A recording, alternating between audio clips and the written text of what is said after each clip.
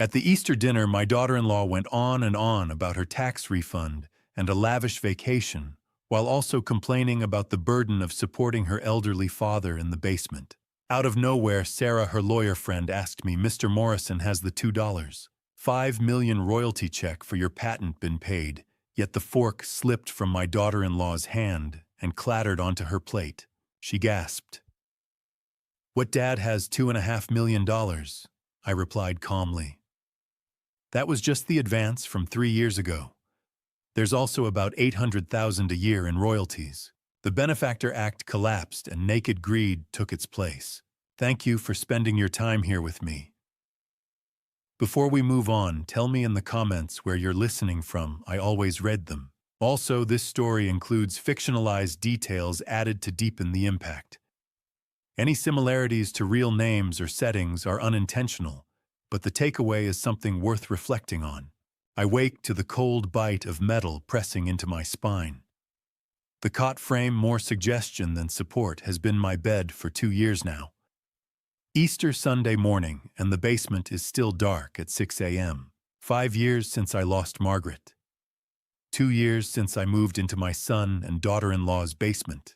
What was supposed to be temporary has become permanent in that slow, unacknowledged way that difficult things do. This isn't a bedroom. It's a storage area that happens to have a cot in it. Their Christmas decorations are stacked against the far wall. My clothes hang on a tension rod wedged between 2 exposed pipes. The concrete floor is always damp, always cold. The small window near the ceiling lets in a rectangle of gray light. My morning routine has become an exercise in invisibility. I wash my face in the utility sink using the bar soap they keep for cleaning paintbrushes. The water runs rust orange for the first few seconds.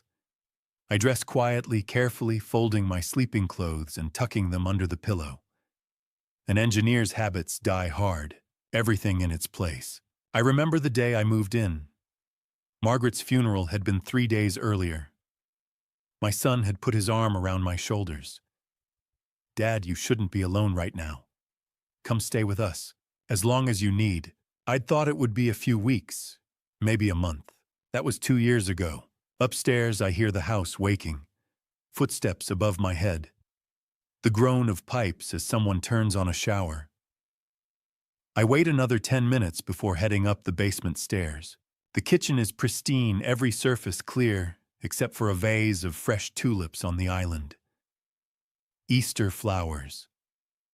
Margaret loved tulips. I push that thought away and open the refrigerator. My breakfast comes from the back corners, the almost expired yogurt, the bread that's starting to go stale. I'm making toast when she appears in the doorway. My daughter-in-law moves through the house like she's always on camera, always performing. "You're using my coffee." Her voice isn't quite accusatory, but it's not friendly either. The good coffee. The expensive kind. I look at the bag on the counter. The one I bought 3 days ago, but it's become hers in the claiming. "I'll pick up more today," I say quietly. "It's Easter, stores are closed." She sighs. "It's fine, just try to remember that some things are for special occasions." She pulls the bag toward her side of the counter. Then she's gone, leaving me with my toast and the familiar weight in my chest. I retreat to the basement. From down here, I can hear everything. The shower running. Their voices muffled but occasionally clear. My daughter Emma is coming today for Easter brunch. That's what's keeping me upright. Emma, who still looks at me like I'm her father instead of an obligation. I sit on the cot and open the drawer of the plastic dresser. Beneath my socks, there's an envelope from my bank. The quarterly statement. The numbers printed there would change everything if anyone up there knew about them. But they don't. And every day that passes, I wonder if I was right to keep it quiet, or if I've just been conducting an experiment in human nature. What I've learned so far isn't comforting. 2 hours later, I'm upstairs again. The dining room table is set with the Easter china pastel plates with gold trim that only come out once a year. Fresh lilies in crystal vases, deviled eggs arranged in perfect rows. Everything looks like a magazine spread. Can you arrange the chairs? My daughter-in-law calls from the kitchen. And make sure the patio furniture is clean. I'm not family in moments like these. I'm staff. My son appears at the top of the stairs, freshly showered. He walks straight to his wife, kisses her cheek, and they share some private joke I'm not part of. He glances at me briefly, nothing more before turning back to her. I arrange the chairs. 6 around the main table, 4 more at the smaller one. 10 people coming. Emma and her family. Some friends. I'm finishing the living room when I hear them in the kitchen. Their voices are low, but the house has good acoustics. After everyone leaves, my son is saying, "Not today. We can't wait much longer." That's her voice, urgent and tight. I found the statement the one from his patent attorney. Do you have any idea? I know, I've known. A pause. The sound of my own heartbeat fills my ears. How you've known? Her voice rises slightly. How long? A while? I didn't know how to bring it up. Shaiwam, we need to talk about your father's situation. She's close to the doorway now. I found something that changes everything. My hands are shaking as I place the last chair. They found it. Somehow they found out about the money, about the patent, about everything I've been keeping quiet for 3 years now. The question isn't what they found anymore. The question is, what happens next? The doorbell cuts through my anxiety like a knife. I watch from the kitchen doorway as my daughter-in-law's face transforms. The irritation that's been there all morning vanishes, replaced by a smile so bright it could light up a stage. She smooths her dress, touches her hair, and glides toward the front door with the practiced grace of someone who's always performing. The door swings open and there's Emma, my daughter, 40 years old now. But I still see the little girl who used to help me fix things in the garage, handing me wrenches and asking endless questions about how things worked. She's holding a casserole dish, her husband Tom, right behind her, with their 2 kids bouncing around his legs. Happy Easter. Emma's voice is warm, genuine, everything this house isn't. She sets down the dish and pulls me into a hug before anyone else can claim her attention. She holds on longer than usual, and when she pulls back, her eyes are searching my face. Dad. She whispers quiet enough that only I can hear. You look thin. Are they feeding you? I force a smile. I'm fine, sweetheart. You know me. I forget to eat sometimes. Her eyes say she doesn't believe me, but she doesn't push. Not here. Not now. Everyone you remember, Tom. Emma gestures to her husband, who's corralling their 7-year-old daughter and 5-year-old son. And this is my friend, Sarah Williams. She's a patent attorney we met at a networking thing last year. I thought she might enjoy meeting some new people. Sarah steps forward, extending her hand. She's in her mid-40s, sharp-eyed, dressed in what my daughter-in-law would call effortlessly elegant. There's an intelligence in her gaze that misses nothing. Pleasure to meet you all, Sarah says. Emma's told me so much about her family. My daughter-in-law sweeps in, all gracious hostess now. Sarah. How wonderful Emma mentioned you work in intellectual property law. How fascinating. You must tell us all about it. Come in, come in. We're so glad you could join us. She's commandeered the conversation before Sarah can even respond, leading everyone toward the living room while pointing out various features of the house. We just had the kitchen redone. Quartz countertops. And these floors, original hardwood, we had them refinished. The contractor said they're over 70 years old. I catch Emma's eye. She makes a face, the same one she used to make as a teenager when her mother would go on too long about something. It's such a familiar expression that for a moment I feel Margaret's absence like a physical ache. She would have loved seeing Emma today, seeing how she's grown into this confident, kind woman. Emma tries to pull my son aside as we move through the house. Hey, can we talk for a second? I haven't really gotten to catch up with you in... But later, he cuts her off, not unkindly, but firmly. We've got guests arriving. You know how it is. He's already turning away, following his wife's voice. Emma's face falls for just a second before she recovers. She finds me again in the hallway. Dad. Her voice is low, urgent. Are you okay here? Really okay, because you know you can come stay with us. We have that guest room, and the kids would love having you around more. Emma, sweetheart, you have enough on your plate. 2 kids, your job, Tom's travel schedule. I'm fine. You're not fine. I can see it. She squeezes my hand. Promise me you'll think about it. I nod, though we both know I won't take her up on it. I won't be a burden to my daughter the way I am to my son. We move into the dining room. The table I set this morning now looks even more impressive with all the food arranged. My daughter-in-law has outdone herself with the presentation, even if I did most of the actual work. Everyone finds their seats. Emma makes sure to sit next to me, her kids at the smaller table nearby. My daughter-in-law stands at the head of the table, raising her mimosa glass. Before we eat, I just want to say how grateful we are to have family here today. Easter is about renewal, about coming together, about sharing our blessings with the people we love. She looks around the table, her gaze landing on me for just a moment.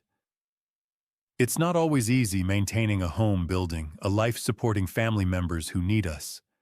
But that's what family does. We shoulder the burdens together. Burdens. The word hangs in the air like smoke.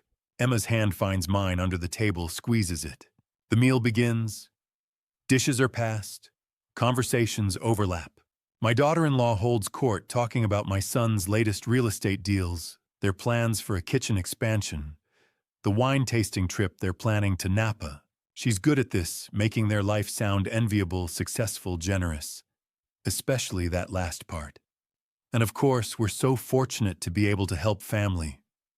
It's important to us, giving back, taking care of the older generation. Not everyone can do it, but we feel it's our responsibility. She glances at me again, that same performance smile. Several people around the table nod approvingly. Look at what good children they are taking in an elderly parent. How noble, how self-sacrificing. Emma's jaw is tight. I can feel the tension radiating off her. Tom puts a hand on her arm, a gentle warning not to make a scene. Not here, Sarah. I notice isn't nodding along with everyone else. She's watching. Those lawyers' eyes are taking in the dynamics, the undercurrents. She's seeing something that makes her pause her fork halfway to her mouth. The conversation shifts. People discuss their kids' schools, vacation plans, the neighborhood gossip. I'm content to stay quiet, to let the noise wash over me. But then Sarah turns to me, genuine interest on her face. Emma mentioned you're an engineer, she asks. What field, hubba? All eyes turn to me. My daughter-in-law looks surprised, as if she'd forgotten I could speak. I say carefully. Water treatment systems mostly. Retired now. Water treatment. Sarah leans forward slightly. That's a fascinating field. Especially now with all the infrastructure concerns and environmental regulations. The technology must have evolved quite a bit over your career. And just like that, I can see her lawyer's mind working, making connections, filing away information. I don't know it yet. But this moment, this simple question, is about to change everything. Sarah doesn't wait for me to elaborate. She's already moving forward the way lawyers do when they sense a thread worth pulling. The industry really has evolved dramatically. She continues, setting down her fork. Just last month, I was consulting on a case, a client trying to license some advanced filtration technology. The patent landscape in that space is incredibly competitive now. I nod carefully, keeping my expression neutral. Years of engineering presentations taught me how to maintain a poker face. The technology in question was remarkable. Sarah goes on, and something in her tone makes the hair on the back of my neck stand up. Revolutionary design, actually. Multi-stage filtration with a proprietary membrane system. The company that owned it had just signed a major licensing deal. Very lucrative. Around the table, people are half listening, still eating, making polite, interested noises. But I'm watching Sarah's face, and I know somehow I know where this is going. During our research, we came across the original patent filing. She pauses, takes a sip of water. The inventor's name came up. Same surname as yours, actually. The fork in my daughter-in-law's hand stops mid-air. Just freezes there, a piece of ham speared on the tines. The conversation around us doesn't stop immediately. Tom is still talking to someone about baseball, but I see the shift in her face. The wheels turning. She sets down her fork with deliberate care. That patent, is that yours? Every voice at the table dies. Even the kids at the smaller table seem to sense something and go quiet. I choose my words carefully. I worked on water treatment systems for most of my career, yes. But did you patent something? Her voice has changed. Sharper now. The performance is cracking. Did you license it? Emma's looking between us, confused. Dad, what's going on? Sarah's face has gone pale. She's realized what she's done, stumbled into some family landmine. I'm so sorry, I didn't mean to, but my daughter-in-law talks right over her, laser-focused on me now. For money? Did you license it for money? The room is holding its breath. I can hear the clock ticking in the hallway. Someone's ice cube shifts in their glass with a small clink.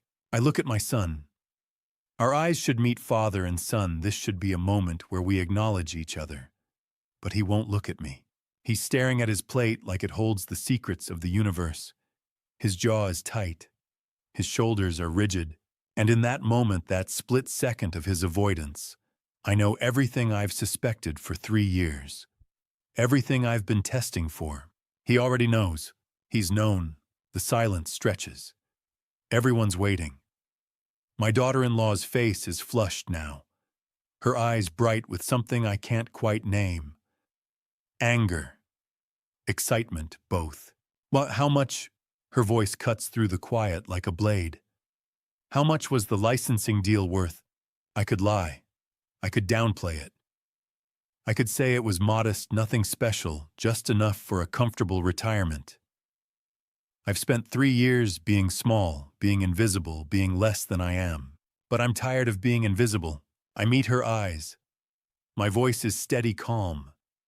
Engineer's precision. $2.5 million. Upfront payment. 3 years ago. For a moment, nothing happens. The words just hang there in the air, too big for the room to contain. 2.5 million. The number echoes in the silence. Then everything happens at once, but somehow in slow motion. My daughter-in-law's mouth opens. Actually drops open like something from a cartoon. Somewhere to my left, Emma makes a sound, half gasp, half choke. Tom's water glass tilts in his hand, forgotten. Sarah has gone very still. Her lawyer's face carefully blank now. Other voices start questions, exclamations, but they're just noise. White noise. Because I'm not looking at them. I'm looking at my son. And here's what I see. His face has gone white. His hands are gripping the edge of the table.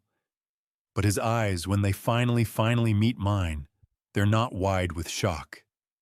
They're not surprised. They're guilty. That look. That's the look of someone who's been caught. Not someone who's just learned something new. That's the face of a person who's been keeping a secret and just watched it explode in the middle of Easter brunch. You knew, I hear myself say, though I hadn't planned to speak. The words just come. You already knew. He opens his mouth, closes it, opens it again. But he doesn't deny it. Around us, the chaos is building. My daughter-in-law has found her voice, and it's rising, getting louder. Emma is reaching for my hand. Other people are asking questions, talking over each other. The kids are asking what's wrong. Someone knocks over a water glass. But in this moment, in this bubble of understanding between father and son, there's perfect clarity. He knew. How long has he known? And if he knew I had money, if he's known for months, maybe longer, then every moment of the past 2 years shifts into a different light. Every rent payment, every time I ate expired yogurt while watching them waste good food. Every time he let his wife treat me like hired help. He knew I wasn't poor. He knew I didn't need their charity. He knew, and he let it happen anyway. The noise around us rises to a crescendo. My daughter-in-law is standing now, her voice shrill. 2.5 million, you've had $2.5 million, but I barely hear her. I'm still looking at my son, at the guilt written across his face like a confession.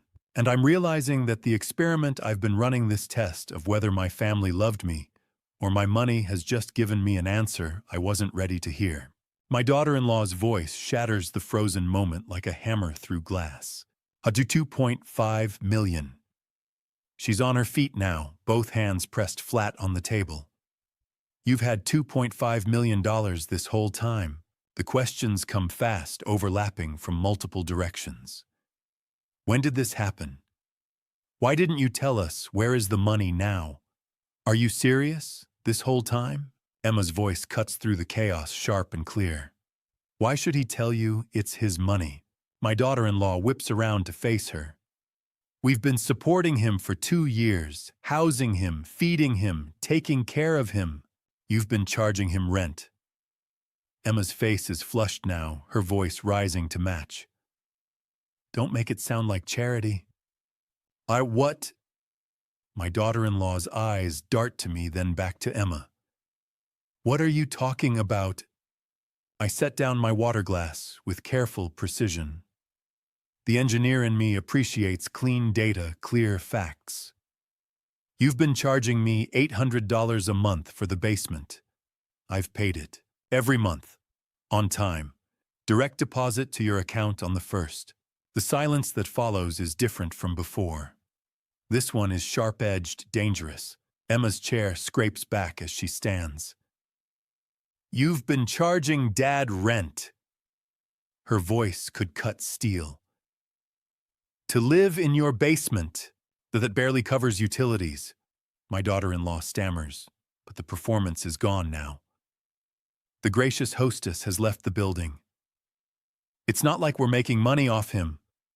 She was $800 a month for a storage room with a cot. Emma's laugh is bitter. In what world is that barely covering utilities? My son is still sitting silent, his face the color of old paper. Around the table, people are uncomfortable now. Sarah is staring at her plate. Tom has his hand on Emma's arm, but she shakes him off. The other guests are exchanging glances, wondering if they should leave, if they should stay, if they should pretend this isn't happening. How? My daughter-in-law's voice pulls focus back.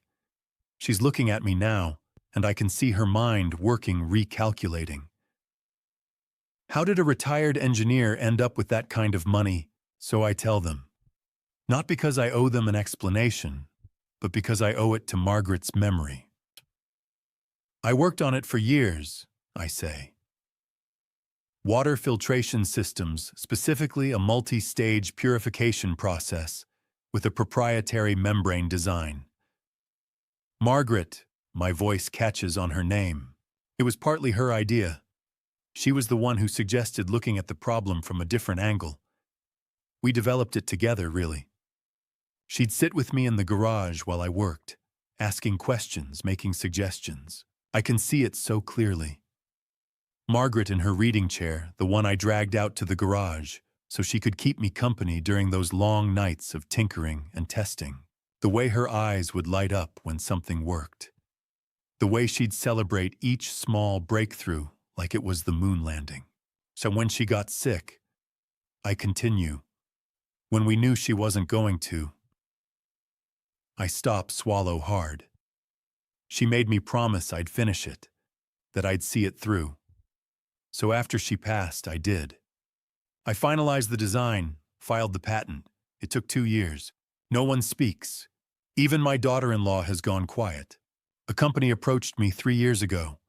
They wanted exclusive licensing rights for North America. The upfront payment was $2.5 million, plus royalties. Royalties. My daughter-in-law's voice is barely a whisper. I nod. $800,000 a year, give or take depending on usage rates. The contract runs for 10 years. The number lands like a physical blow. I watch my daughter-in-law's hand grip the table edge, her knuckles going white. 800,000 a year. That's what I'm bringing in while paying her 800 a month to sleep on a cot in her basement. The math is doing itself in her head. I can see it in her eyes. 10 years of royalties. $8 million. Plus the $2.5 million I already got. Plus whatever I've earned in interest. Plus my actual retirement savings from 40 years of work. Emma is looking at me with something like awe. "Dad," she says softly.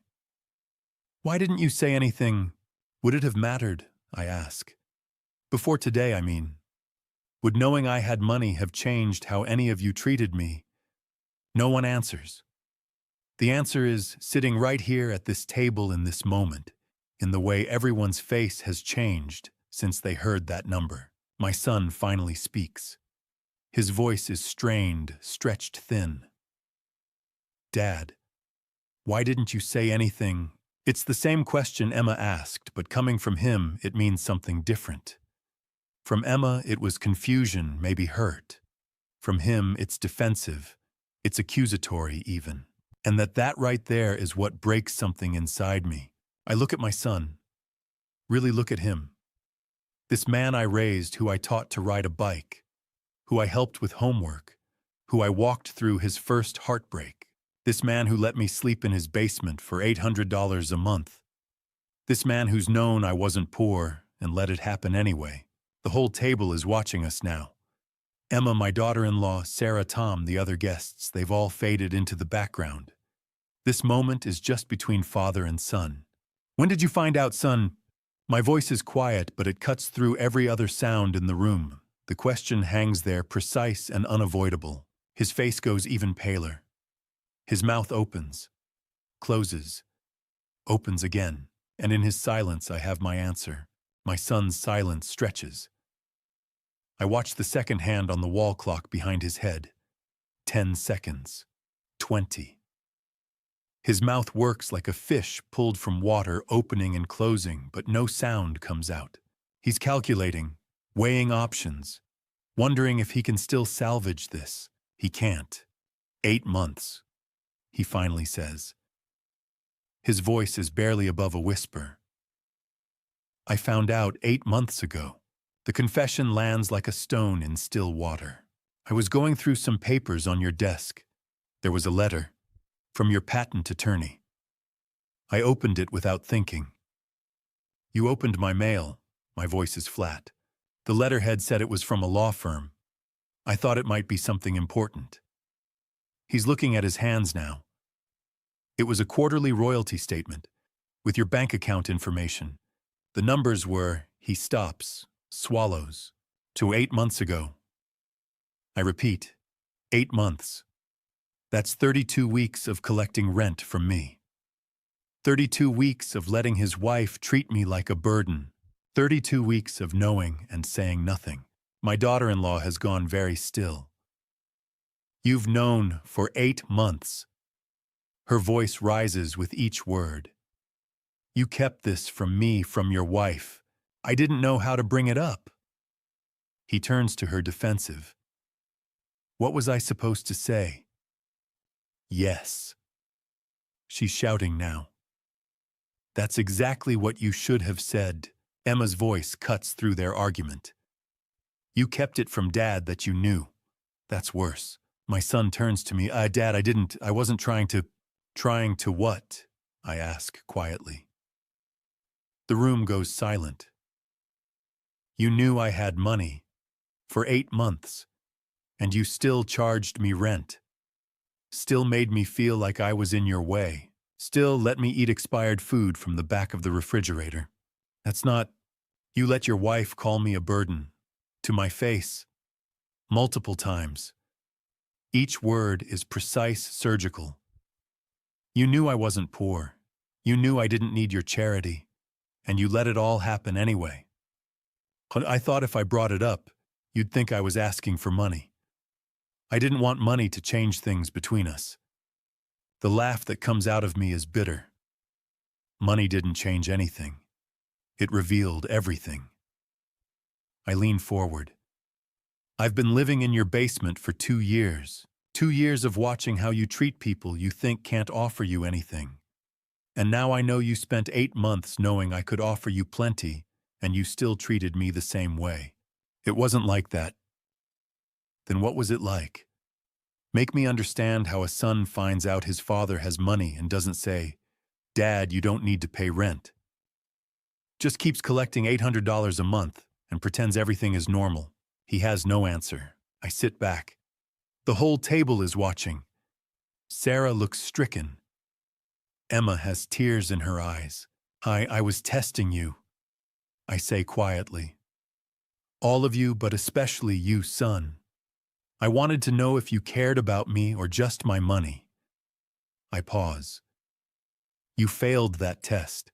My daughter-in-law's face shifts. The anger melts into something else. False concern. We should help you manage your finances, she says, suddenly gentle. Now at your age, making important decisions about that much money, you need proper planning. We can help with that. We're family. Emma stands up so fast, her chair scrapes across the hardwood. Don't you dare. Dad, you're not staying here another night. Pack your things. No. I hold up a hand. Thank you, sweetheart, but no. I'm not running away. This conversation isn't finished. I turn to my son. I moved here because I was lonely, because your mother died, and I didn't know how to be in that house without her. I thought you wanted me here. I thought you needed me as much as I needed you. Dad, I did want you here. No. She wanted rent money. And you wanted, I don't know what you wanted anymore. Maybe I was just taking up space in your storage room. He opens his mouth, closes it. No words come. I'll move out, I say. Give me 2 weeks to find a place. Dennis, Emma starts. It's decided. My daughter-in-law recovers quickly. Too quickly. Let's not be hasty. Maybe we can talk about this. There might be opportunities here. Family investment opportunities. We could pool resources, make smart decisions together. I look at her. See the calculation in her eyes. She's already scheming.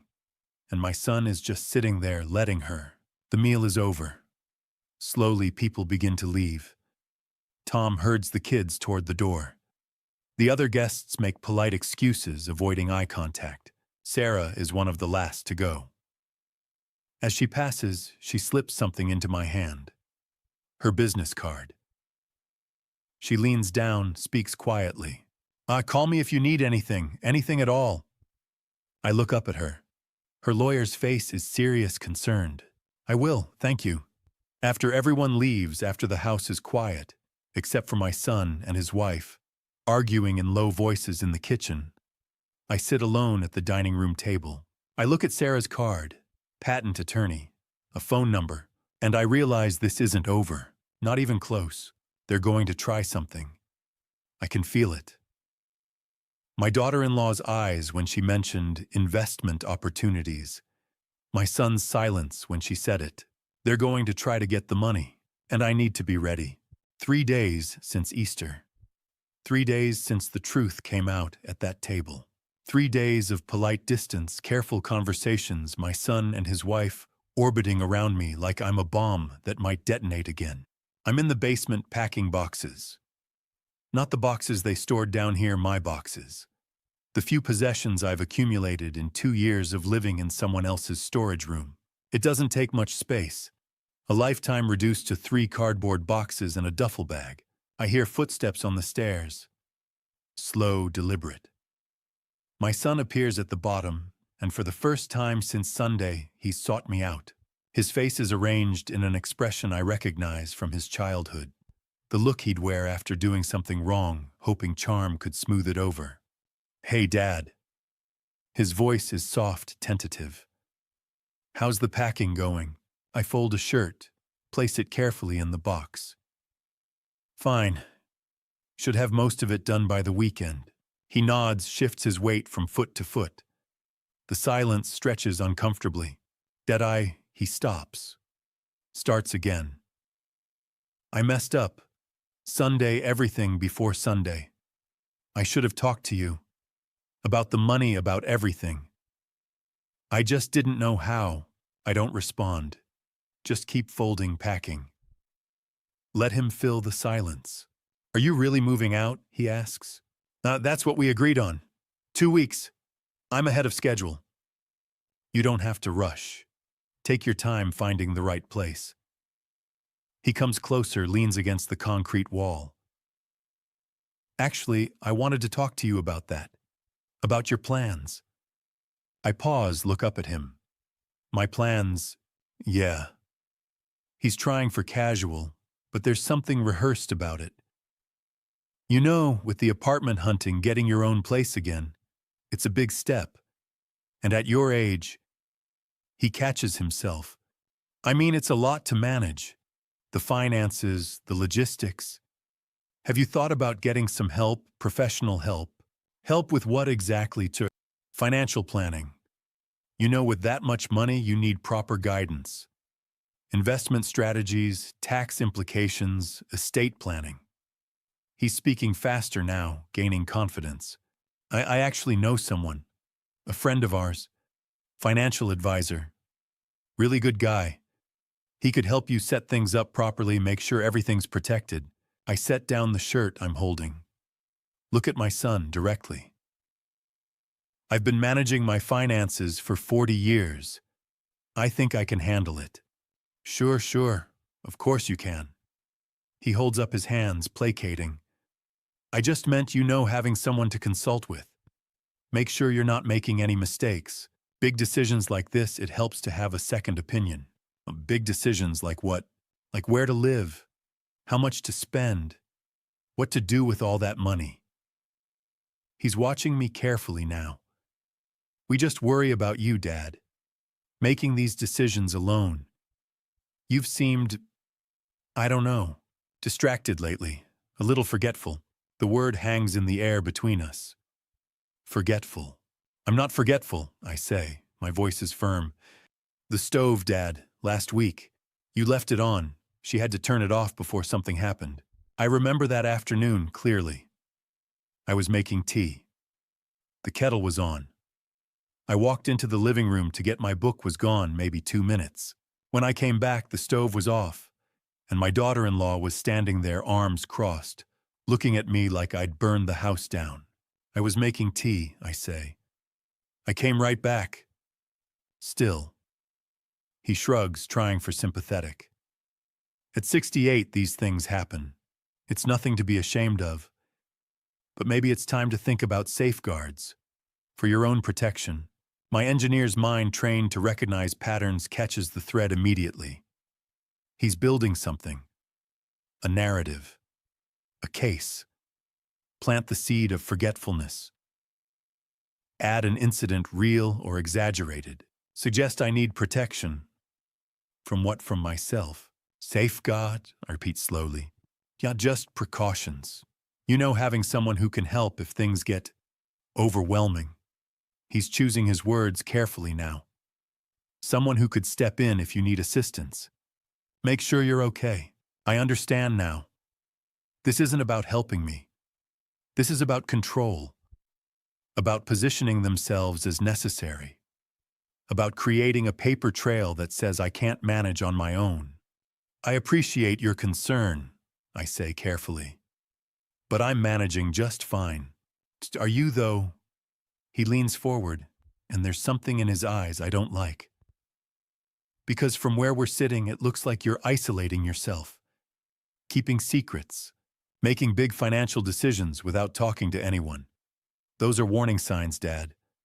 We're just trying to look out for you. Warning signs. The language is deliberate, clinical. Like he's been reading articles or talking to someone about how to establish, what's the word they use, incompetence. Before I can respond, my daughter-in-law's voice floats down the stairs. Sweet as honey, sharp as glass. Honey, is your father coming up for dinner? We have a guest, Dr. Patterson. He's very eager to meet him. My son's face brightens. Oh, right. I forgot to mention we have someone coming over. A friend. He's a doctor, specializes in geriatric health. I thought it might be good for you two to talk, just informally, get his perspective on things. My heart sinks. The pattern becomes clear. The forgetful accusations, the stove incident, the financial advisor friend, and now a doctor, a geriatric specialist, coming to dinner, eager to meet me. This isn't dinner. This is an evaluation. I look at my son standing there, his face carefully arranged in concern, and I realize what this is, what they're doing. They're not going to ask for my money. They're going to try to prove I can't handle it myself. A doctor, I say quietly. How thoughtful. He's really great. Very knowledgeable. My son is already heading back upstairs. Come up whenever you're ready, no rush. But there is a rush. I can feel it. The walls closing in, the trap being set. I look around the basement. My boxes half-packed. My temporary home that was never really home. And I understand that moving out in 2 weeks might not be soon enough. They're not going to wait for me to leave. They're going to try to make sure I can't. Dr. Patterson smiles at me across the dinner table. He's in his mid-50s, well-dressed in business casual, radiating the kind of professional concern that probably works on most people. Your son tells me you've had quite an impressive career in engineering. I nod slowly. Take a sip of water. Wait. Water treatment systems, he said. The doctor leans forward slightly, all friendly interest. That must have been fascinating work. Lot of complex problem-solving, I imagine. It was. Still keeping your mind sharp with puzzles, crosswords, maybe Sudoku. His smile is warm, but there's something calculated behind it. Something rehearsed. I say. Technical journals mostly. Wonderful, wonderful. He's nodding like I've said something profound. Then casually, as if it's just part of the conversation, can I ask, what year is it? The question lands in the middle of the table like a stone. My son shifts in his seat. My daughter-in-law's fork pauses halfway to her mouth. They're both watching me, waiting. 2024. I say calmly. And who's the president? I name him. The doctor nods, makes a note on the small pad he's pulled from his pocket. Like I'm a specimen being observed. Shakuin, current events. He continues, still smiling. Can you tell me something that's been in the news recently? I list 3 headlines from this morning's paper. He writes it all down. Every answer correct, but somehow in his hands my correctness becomes data. Evidence. Something to be recorded and analyzed. Now you're clearly very sharp, he says, but the compliment feels like a setup. Now these are just routine questions, you understand. Just getting a baseline. Nothing to worry about. But I wasn't worried, not until he said not to be. Tell me. He continues, his voice dropping into that carefully modulated therapy speak. Do you ever feel confused, overwhelmed by decisions? Find yourself forgetting things, conversations, appointments where you put things? No, never. He tilts his head. It's completely normal at your age to experience some memory changes. Nothing to be ashamed of. In fact, acknowledging it is the first step. I don't forget things. My daughter-in-law clears her throat. Well, actually, she looks at the doctor, then at me, her face arranged in concern. There was the stove incident last week. You left it on. I had to turn it off. And you've forgotten some of our conversations.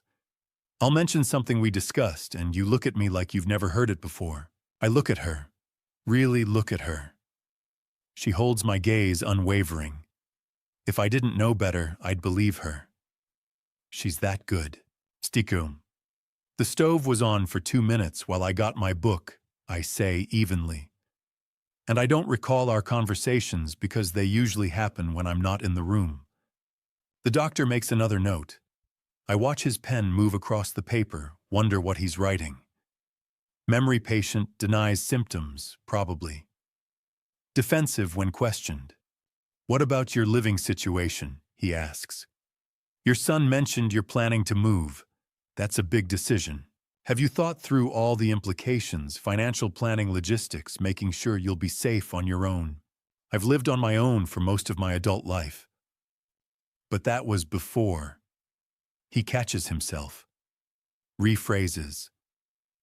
Things change as we age. Tasks that used to be simple become more challenging. It's nothing to be embarrassed about. Many people your age benefit from some support. Someone to help with daily decisions, financial matters, making sure bills get paid on time. I set down my water glass with careful precision. Dr. Patterson, where is your practice located? He blinks. I'm sorry, your medical practice. Where is it? What hospital are you affiliated with? I do more consulting work. I see patients in various settings. What medical school did you attend? His smile flickers. I trained at several institutions. Which ones? My background is more in wellness counseling, geriatric health assessment. I lean forward. Are you a licensed physician, Dr. Patterson? The silence that follows is thick enough to cut. My son won't look at me. My daughter-in-law's face has gone hard. What's your medical license number? I ask quietly. I'd like to verify it with the state medical board. Dr. Patterson's professional demeanor cracks. I'm more of a wellness consultant.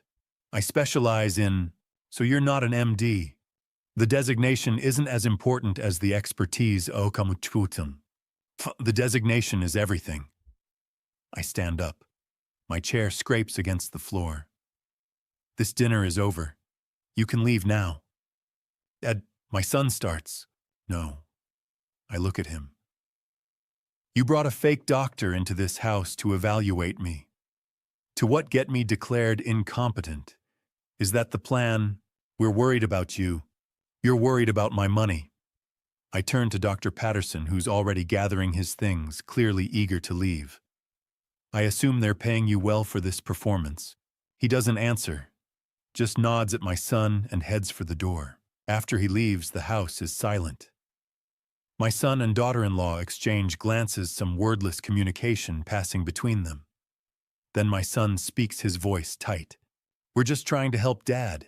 If you won't accept help, we have other options. Other options. The words settle over me like a threat. I go back downstairs without another word. I need to finish packing. Need to get out of here faster than 2 weeks. I'm moving boxes around looking for the tape when I see it. A folder tucked under the edge of my cot, partially hidden by the bed frame. I pull it out. Legal-sized papers, printouts from websites. The first page is titled, How to File for Conservatorship. I flip through them, my engineer's hands steady even as my heart races. Articles about establishing mental incapacity. Requirements for medical evaluation. Forms for the court. Sections highlighted in yellow marker. Notes in my daughter-in-law's precise handwriting in the margins.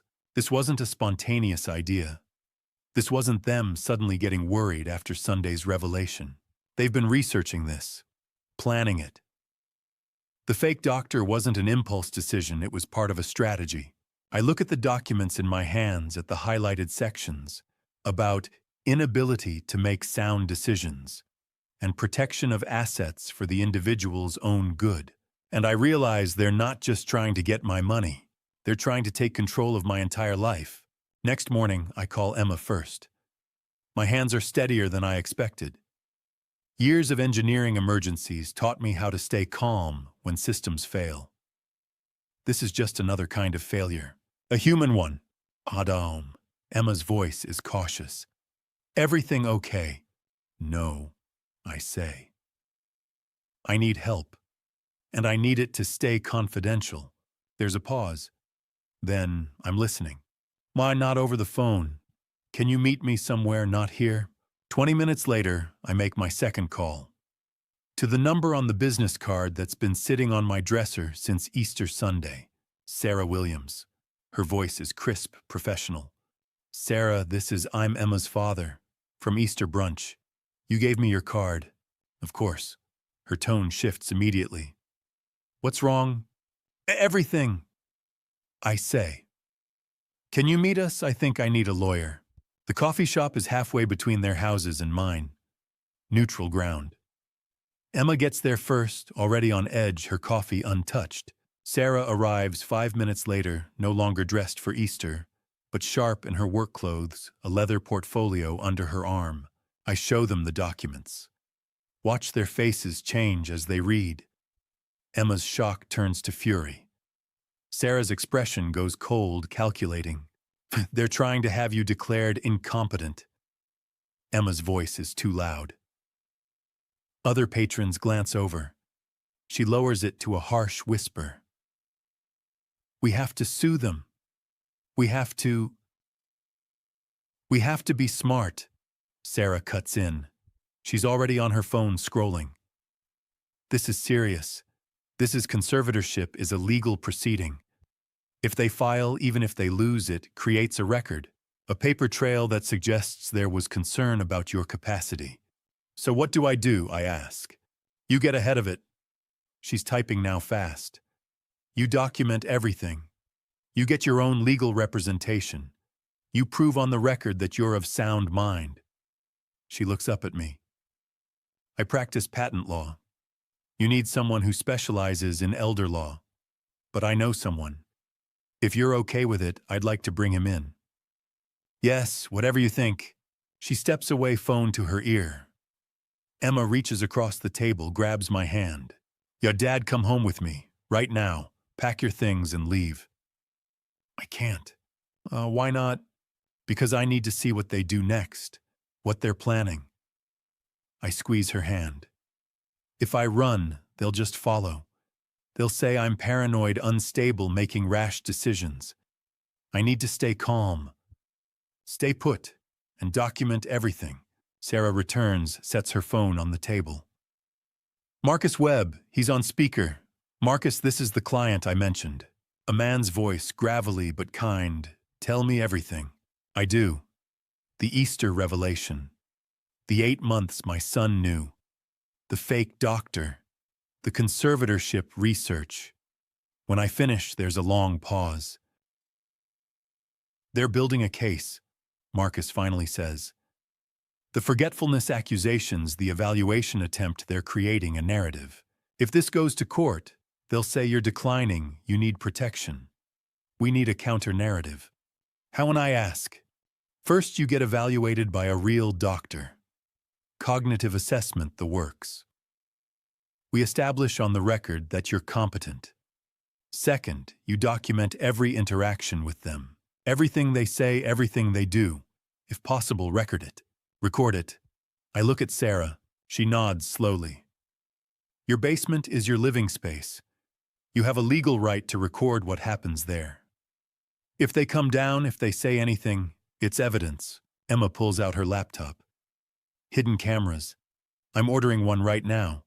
Small enough to hide battery-powered. Make sure it's got good audio, Marcus says through the speaker. Georgia's a one-party consent state.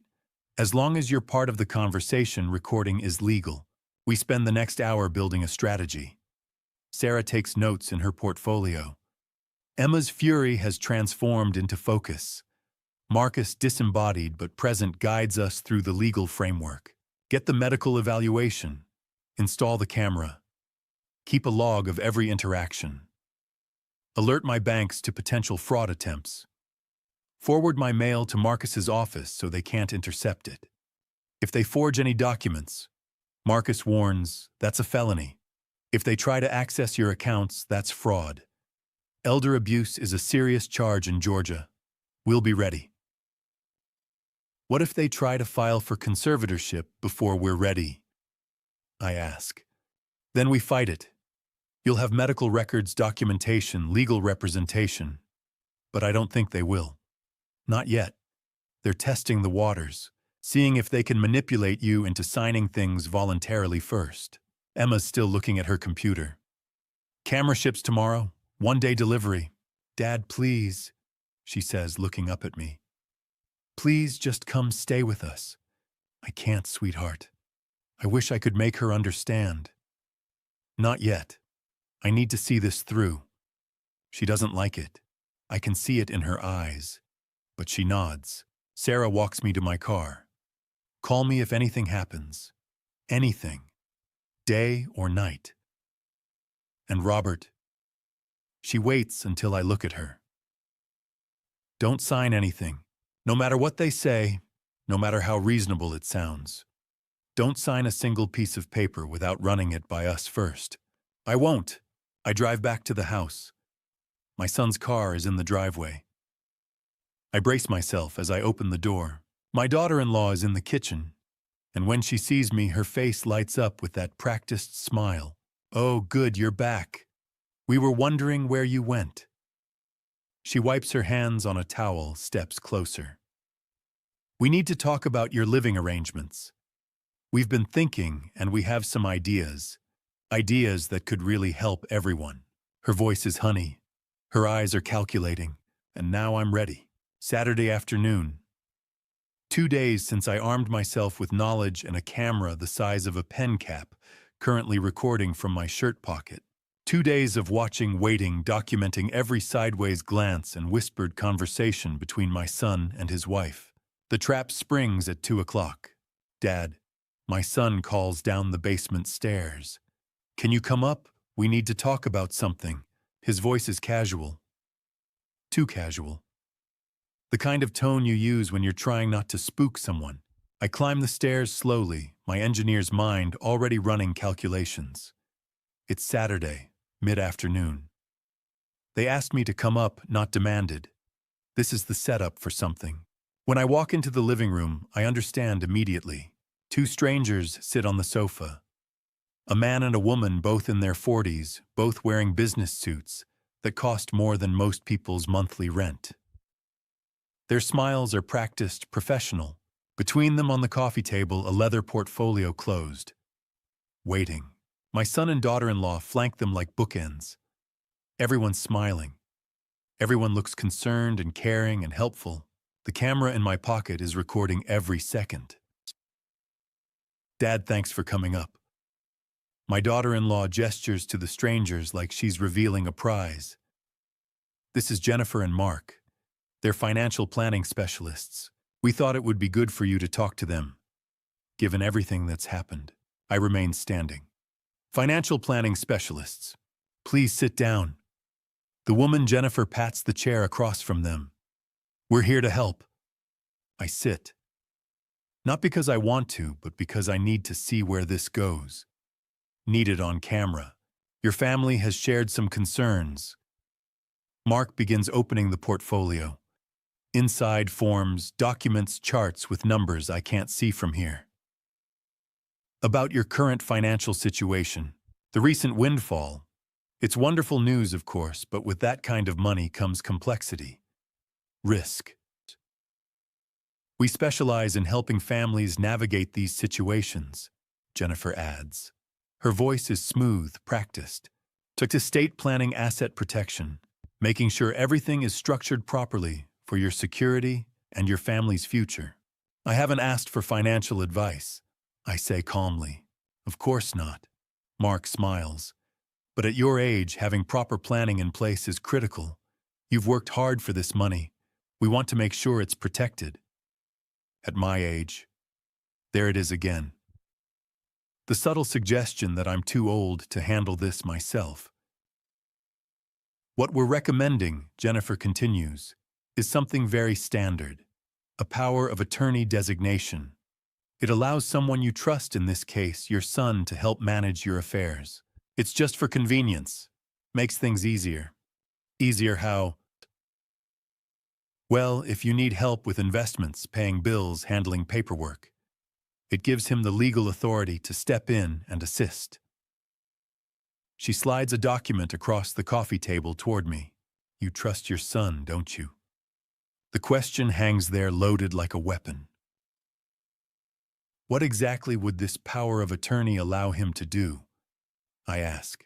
Mark leans forward. It would give him the authority to manage your investment accounts, handle your banking, make financial decisions on your behalf. All under your guidance, of course. Of course, I repeat. But legally, he could make those decisions without my input. It's really more of a partnership. Could he legally make financial decisions without consulting me first? Jennifer and Mark exchange a glance. Technically, yes, but then it's not a partnership. I sit back. It's control. My daughter-in-law's smile tightens. We're just trying to help Dad. Make things easier for you. I handle my finances quite well myself. But what if there's an emergency? My son says. It's the first time he's spoken. His voice is strained. What if something happens to you who handles everything then? Like I can designate Emma as my medical proxy, and my estate planning is already complete. Emma doesn't understand your financial situation. She doesn't need to. I have an attorney who does. Another glance between the advisors. This isn't going the way they rehearsed. Your son is just worried about you. Jennifer tries. Making big decisions alone. At your age, it's easy to become confused. I'm not confused. Of course not. Mark's smile doesn't reach his eyes. But having safeguards in place isn't about confusion. It's about protection. What if you can't make decisions for yourself? What if... Then I have legal documents in place for that scenario. Living Will Healthcare Proxy Financial Power of Attorney, all designating Emma. My son's face goes red. Why don't you trust me, Dad? The question is meant to sound hurt, but I hear the anger underneath. This isn't about trust, I say quietly. This is about control. Jennifer and Mark are packing up now, subtle movements that say this meeting is ending without the signature they came for. My daughter-in-law's eyes are bright with something dangerous. That who hired you? I ask them directly. They pause. I'm sorry. Who's paying your fee today? Who called you and arranged this meeting? Silence. Uncomfortable telling silence. We were contacted by your son and his wife. And your fee, is it hourly or contingent on me signing that document? Mark clears his throat. Our compensation structure includes a percentage of assets under management, so your fee depends on me signing. I look at them both. You're not independent advisors. You're salespeople working on commission. Jennifer starts to protest, but I've already stood up. They produce the documents anyway, push them across the table with a pen. Mr. Morrison, please. Just look at the paperwork. It's really for your own protection, your own good. I'm not signing anything today. I say clearly, for the camera, for the record. If you'll excuse me, I walk toward the door. Need to get out of this room away from their manufactured concern and their commissioned smiles. My daughter-in-law steps into my path. She doesn't say anything. Just stands there, arms crossed, blocking the doorway with her body. Behind me, I hear my son shift in his seat. The advisors gathering their things, clearly uncomfortable now. But no one speaks. My daughter-in-law's eyes are locked on mine. And in them, I see the mask finally slip. This isn't a suggestion anymore. This is a threat. Her shoulder stayed square against the doorframe. The smile she'd worn for the financial advisors had evaporated. In its place was something colder, sharper, something I'd seen glimpses of over the past 2 years, but never head on. We're not finished, she said quietly. I kept my hand on the doorknob, the little camera still recording in my shirt pocket. I've said everything I'm going to say. She took a step closer. The basement stairs were behind me. Steep, uneven, no handrail. She didn't touch me, but the proximity was deliberate. You know, Dad. The word dripped with false sweetness. You're 68 years old. You're frail. Accidents happen all the time, especially to elderly people living in basements with bad knees and steep stairs. My pulse kicked, but 40 years of engineering presentations had taught me how to keep my voice level. Are you threatening me? I'm being realistic. She crossed her arms. You're alone. You're getting older. Your memory isn't what it used to be. Dr. Patterson's notes confirm that. What if something happened to you and no one knew? What if you signed something you didn't understand, or gave your bank information to a scammer, or forgot to turn off the stove again? Shh. I never forgot to turn off the stove. That's not what the doctor wrote down. She tilted her head, studying me the way you'd study a bug under glass. Look, we can do this the easy way or the hard way. You can sign the power of attorney, let us help you manage things before you make a mistake. Or we can go to court. I already have Dr. Patterson's evaluation. I have 2 years of documentation. I can prove you're living in unsafe conditions, that you're isolated, that you're not managing your finances appropriately. A judge will appoint a guardian, probably your son since he's next of kin. And then every single decision about your life, your money, your medical care will go through us anyway. You'll just have spent a lot of money on lawyers for nothing. I felt the weight of Margaret's wedding ring on my finger. The only thing I'd kept from the house we'd shared for 37 years. She would have known exactly what to say. I didn't, so I said the only thing I could. I'm leaving. No. She didn't move. Not until we settle this. Footsteps on the stairs behind her. My son appeared, his face tight. Mom's right, Dad. This isn't about the money. It's about keeping you safe. You're not thinking clearly. I'm thinking perfectly clearly. Then why are you being so stubborn? His voice rose, frustration bleeding through. We're trying to help you. We've been letting you live here, taking care of you. I pay $800 a month in rent. And you're throwing it back in our faces because of some paranoid idea that we're after your money. Do you know how that sounds? Do you hear yourself? I pulled my phone from my pocket, slowly, deliberately, so they could see it. I typed 4 words under the table where the camera couldn't catch the screen: send me Sarah's card again. It was the code Emma and I had agreed on that morning. Simple, innocuous. She'd know. I hit send. What are you doing? My daughter-in-law's voice went sharp. Texting my daughter. Give me that. No. I held the phone against my chest. I'm 68, not 6. I don't need your permission to contact my own daughter. Her jaw tightened. Fine. Text her. But you're not leaving this house until you sign that document. That, I said quietly, is called coercion. It's illegal, especially when you're trying to force someone to sign legal paperwork under threat of physical harm or false guardianship petitions. The air in the hallway went still. My son blinked. Dad, no one's threatening. Your wife just told me accidents happen to elderly people on steep stairs.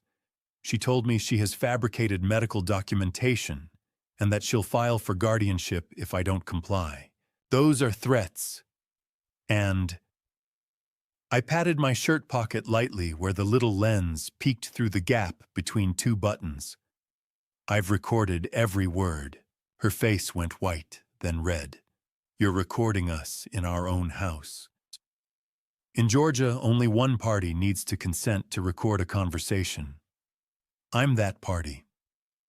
Everything you've said in the last 5 minutes is documented. So is everything those 2 salespeople said upstairs. If you want to file for guardianship, go ahead. But a judge is going to hear exactly what tactics you used to try to steal my money. For 3 long seconds, no one moved. Then she stepped aside. Get out, she said flatly. But don't think this is over. You just made the biggest mistake of your life. I walked past her, my legs shaking but my shoulders straight. My son didn't try to stop me. He just stood there staring at the floor, his hands in his pockets. I made it to my car, started the engine, pulled out of the driveway. I didn't let myself think. I just drove. 10 minutes across town to the neighborhood where Emma and Tom lived, the one with the good schools and the sidewalks and the flowering dogwoods in every yard. I parked crooked in their driveway and sat there for a full minute, gripping the steering wheel, trying to stop my hands from trembling. The front door opened. Emma came running out in bare feet, Tom right behind her. Dad, I got out of the car, handed her my house key. The one to my son's place, the one I wouldn't need anymore. I'm not going back. She took the key, looked at my face. Then she wrapped her arms around me and I realized I was shaking. "You're safe," she whispered. "You're safe now." I nodded against her shoulder. But even as Tom ushered me inside and Emma locked the door behind us, I knew it wasn't over. It was just beginning. Marcus Webb's face filled Emma's laptop screen. Sharp eyes behind wire-rimmed glasses, silver hair combed back, the kind of calm authority that comes from 30 years of courtroom work. Emma had called him the moment we'd walked through her front door. It had taken less than 5 minutes. "Tell me everything," he said. I pulled the little camera from my shirt pocket and connected it to the laptop. The footage was grainy but clear, my daughter-in-law's voice describing how accidents happen to elderly people on steep stairs, my son standing silent in the hallway, the two salespeople pushing documents across the coffee table admitting they'd been paid on commission. Marcus watched without interrupting. When the clip ended, he leaned back in his chair. "This is textbook coercion. Possibly elder abuse depending on how aggressive the DA wants to be. The guardianship threat is particularly serious. In Georgia, anyone can file a petition if they claim someone's incapacitated." She wasn't bluffing. They might actually try it. Emma's jaw tightened. "Can they win?" Not with this footage. But they can tie him up in court for months, drain his resources, make his life miserable." Marcus glanced at something off-screen. "Hold on. I'm bringing Sarah in." A moment later, Sarah Williams's face appeared in a second window. The patent attorney from Easter, the one who'd first mentioned my water filtration system. "I just heard," she said. "Robert, I'm so sorry. I never meant to." "You didn't cause this," I told her. "You just revealed it." Marcus cut in. "Sarah, what do you think they'll do next?" She frowned, thinking it through. "They've tried psychological manipulation, the fake doctor, the memory loss narrative. They've tried legal coercion, the power of attorney ambush. Both failed. If I were them..." She paused. "Direct fraud. They'll try to access his accounts or forge documents. It's desperate, but they're cornered." "Agreed." Marcus pulled up a notepad. "Robert, here's what we're doing tonight. First, you're moving out. Not tomorrow, tonight. You don't go back to that house, not even for your things." "I don't have things," I said quietly. "Just clothes." Emma's hand found mine under the table. Marcus continued. "Second, all your mail gets forwarded to my office as of Monday morning. I'll review everything before it reaches you. That prevents them from intercepting bank statements, legal notices, anything they could use. Third, I'm contacting every financial institution you have accounts with. We're adding security protocols. Any transaction over $5,000 requires written verification from me or Sarah. No exceptions. Will the banks do that? For elder abuse cases, absolutely. It's called a vulnerable adult alert. Most institutions have procedures in place." He made a note. "Fourth, we're filing a fraud alert with the credit bureaus. If anyone tries to open a credit card or loan in your name, you'll be notified immediately." Sarah spoke up. "What about a restraining order?" I hesitated. The weight of it settled in my chest. The finality. "He's still my son, Dad." Emma's voice was gentle but firm. "He stood there while she threatened you. He backed her up. He's been taking $800 a month in rent while you slept in a basement, and he knew, for 8 months he knew, you had $2.5 million. She threatened me," I said. "He just watched." That's complicity. Marcus's tone wasn't unkind, but it was clear. "Robert, your son is 35 years old. He's not a child. He's making choices. Right now, he's choosing to support someone who's attempting to steal your money and your autonomy. You can love him and still protect yourself from him." The words hung in the air. I thought about the man who used to build model rockets with me in the garage, who'd called me after Margaret's funeral and said, "Dad, you don't have to be alone. I thought about the man who'd stood in the hallway 2 hours ago and said, "You're not thinking clearly." "No restraining order yet," Marcus said, reading my face. "But if they contact you, calls, texts showing up at your door, you document everything and you call me immediately." "Understood," I nodded. "Good." He glanced at his watch. "It's 6:15. Emma, can you and Tom help him pack?" "Already on it," Tom said from the doorway. I hadn't realized he'd been listening. Within an hour, we were back at my son's house. Emma and Tom went in with me. Tom's hand stayed near his phone, ready to call the police if anyone tried to stop us. But the house was empty. My daughter-in-law's car was gone. I took one suitcase. Clothes, mostly. Margaret's wedding ring, which I'd kept in a sock drawer. The photo of the four of us from Emma's college graduation back when we'd still been a family. Tom carried the suitcase to the car. Emma locked the door behind us. I left my key on the kitchen counter. By 9 o'clock that night, I was standing in a furnished one-bedroom apartment 3 miles from Emma's house. Marcus had arranged it through a colleague who managed short-term rentals. The furniture was generic: beige sofa, laminate table, queen bed with a floral comforter. But it was clean, and it was mine. For the first time in 2 years, I slept in a real bed. In a room with a door that locked from the inside. In a space where no one could walk in at 6 in the morning and tell me I'd used their coffee. I slept 10 hours straight. 2 days later, Monday morning, my phone rang while I was making breakfast. The area code was local. I answered. "Mr. Morrison." The voice was brisk, professional female. "This is the manager at Peachtree Regional Bank. You need to come in immediately. There's been a serious attempt to access your account." My coffee went cold in my hand. "What kind of attempt?" "I can't discuss it over the phone." "But sir, it's urgent." "How soon can you get here?" I looked at the clock.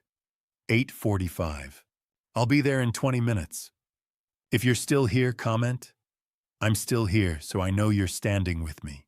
And tell me, if it were your own child, would you protect them? Or protect yourself?" Because what happened next wasn't suspicion anymore. It was proof.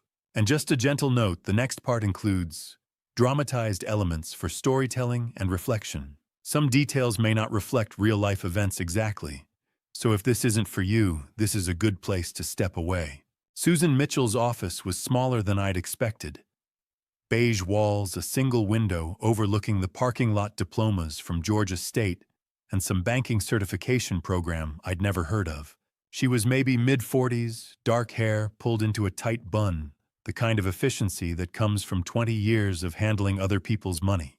A man in a navy suit stood beside her desk, arms crossed. No introduction, just a silent, watchful presence. "Mr. Morrison." Susan gestured to the chair across from her. "Thank you for coming so quickly." I sat. My hands were still shaking from the drive over. "You said there was an attempt to access my account." "Yes." She opened a manila folder and slid a single piece of paper across the desk. It was a check. A standard personal check, the kind with the little watermark in the corner and the bank's routing number along the bottom. My name was printed at the top. My account number. My address. The old one, the house I'd shared with Margaret. The one I'd sold 5 years ago, but apparently never updated with the bank. The amount written in careful blue ink, $500,000. Pay to the order of Michael Morrison. My son. I stared at the signature line. It looked like mine. The cramped R, the looping M, the way the final N trailed off into a flat line because I'd been signing documents for 40 years and my hand had learned to save energy. It looked exactly like mine, except I'd never written it. This check was presented at a check-cashing business in Decatur on Saturday afternoon, Susan said quietly. The business flagged it because of the amount and contacted us for verification. "We have security camera footage." The man in the navy suit, the investigator, I realized, pulled a laptop from his briefcase and set it on the desk. He tapped a few keys, then turned the screen toward me. The footage was black and white, grainy shot from a ceiling-mounted camera. A man stood at the counter mid-30s wearing a jacket I recognized because I'd bought it for him 2 Christmases ago. He was handing the check to the clerk. His face angled slightly toward the camera. My son, clear as day, trying to cash a $500,000 check he'd forged in my name. Something inside my chest cracked. Not my heart. I'd thought that metaphor was just a saying until that moment. It actually hurt, a physical ache beneath my ribs, like something vital had come loose. My son, I whispered. My son tried to steal from me. The investigator leaned forward. Mr. Morrison, I need to ask, has your son ever forged your signature before? I opened my mouth to say no, to defend him, to explain that this had to be a mistake. And then I remembered. Last year, a package delivery. I'd been in the basement, their basement, the one I'd been living in for 2 years, and I'd heard the doorbell. By the time I came upstairs, my son was closing the door, a box under his arm. "And that was for you, Dad," he'd said. "I signed for it. Saved you the trip." I'd thanked him. He'd smiled, and somewhere in the back of my mind, I'd registered that the delivery driver hadn't asked for, ID hadn't checked, the signature had just accepted whatever scrawl my son had put on the electronic pad. "Yes," I said. My voice sounded hollow. "Once. Maybe more. I don't know." "The signature on this check is very close," the investigator said. "Almost perfect. If he's been practicing, he has." I looked at Susan. "He's had access to my financial documents, bank statements, tax returns, 2 years' worth. He could have studied my signature every day if he wanted to." She nodded slowly. "Mr. Morrison, there's something else you need to know. This check, it was ordered online. Someone used your account information to request a new checkbook from our website, had it shipped to a P.O. box we're still tracing. Your actual checkbook is in my apartment," I finished. "I have it. I checked this morning." "Exactly. Which means this was premeditated, planned, not a crime of opportunity." The door opened. Marcus Webb stepped in slightly out of breath, his tie loosened. I'd called him from the bank lobby 20 minutes ago. "Sorry. Traffic on Peachtree was a nightmare. What have we got?" Susan handed him the check. He read it once, then again, his expression darkening. He looked at the laptop screen, watched the 10-second clip of my son at the check-cashing counter. "Jesus," Marcus muttered. He set the check down carefully, like it might explode. "Robert, I need you to listen to me very clearly. This is forgery, a felony in Georgia. This is conspiracy to commit fraud, another felony. And because you're over 65 and he's your son, this is financial exploitation of a vulnerable adult, which carries enhanced penalties. We're talking serious prison time if the DA prosecutes. I can't send my son to prison." The words came out automatically, a reflex. Marcus pulled a chair over and sat directly in front of me, elbows on his knees. "He's counting on you feeling that way. That's the whole plan, Robert. He knows you love him. He knows you'll protect him. And if you don't stop this right now, if you let him get away with this, he will try again. And next time he'll be smarter. He'll learn from this mistake. He'll wait until you're vulnerable or sick or—" He stopped himself. "This won't be the last time. Not unless you make it the last time." I looked at Susan, at the investigator, at Marcus, at the check with my son's name on it and my forged signature beneath it. "Mr. Morrison," Susan said gently, "there's something else. This isn't the first attempt." My head snapped up. "What?" 3 days ago, Friday morning, someone tried to initiate a wire transfer from your account. $100,000 routed to an account at a different bank. We flagged it immediately because of the vulnerable adult alert Attorney Webb had us place on your account Thursday evening. We blocked the transfer and froze the request. We were planning to call you this week to discuss it. Maritze, I repeated. That was 2 days after Easter, 1 day after I moved out. Yes. I stared at the evidence spread across Susan Mitchell's desk. The forged check, the security footage, the blocked wire transfer, multiple attempts, multiple crimes. How long had this been planned? Since Easter Sunday, when Sarah Williams had asked about my water filtration patent, and my daughter-in-law's face had gone pale. Or since 8 months ago, when my son had found the licensing agreement letter and the royalty deposit statements, and decided not to tell me. Decided instead to take $800 a month in rent and wait. Had he been practicing my signature for 8 months? Had he been ordering checkbooks and researching wire transfer protocols and mapping out which accounts held how much money? Had he looked at me every morning across the breakfast table, the mornings when I made coffee from beans I'd bought and ate leftovers I'd paid for, and thought just a little longer, just wait until the moment's right? Mr. Morrison. Susan's voice was soft. What would you like us to do? I looked at Marcus. He looked back steady and calm. Waiting. What happens next? I asked. We file a police report, Marcus said. The bank provides evidence. The DA decides whether to prosecute. Given the amount, the premeditation, and your age, they almost certainly will. And my son will be arrested, probably within 48 hours. I closed my eyes, saw him at 7 years old building a model rocket in the garage. At 16, crying in my arms after a girl broke his heart. At 25, standing beside me at Margaret's grave. At 35, standing in a hallway, while his wife threatened me, silent complicit, choosing her over the man who'd raised him. I opened my eyes. File the report, I said. The police report sat on my kitchen table like a verdict already written. Marcus had prepared it himself. 3 pages, single-spaced, every detail documented. The forged check, the blocked wire transfer, the security footage, the practiced signature. The timeline stretching back 8 months, maybe longer. All it needed was my signature at the bottom of page 3. One name written in my own hand, and my son would face criminal charges. I'd been staring at it for 2 hours. The apartment was quiet. Too quiet.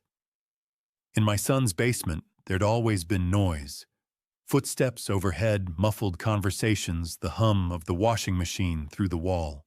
Here in this temporary furnished place with its beige sofa and generic landscape prints, there was nothing but the sound of my own breathing and the slow tick of the wall clock Emma had brought over yesterday. 3:00 p.m. I picked up my pen, set it down, picked it up again. My phone rang. Emma's name on the screen. Hi, sweetheart. Dad. Her voice was gentle, careful. How are you doing? I'm sitting here, looking at the paperwork. A pause. Have you signed it? Not yet. So, Dad, whatever you decide, I support you. I do, but... She took a breath. He needs to face consequences. You know that, right? I closed my eyes.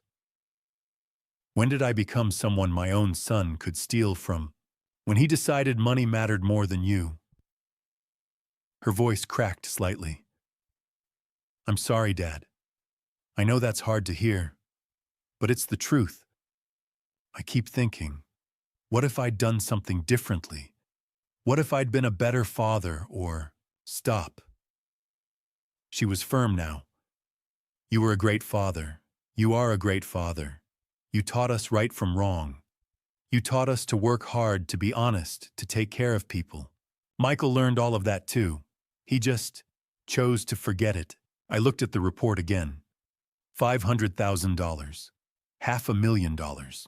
Your brother broke Mrs. Patterson's window once, I said. Do you remember he was 8, playing baseball in the backyard? I remember, Emma's voice softened.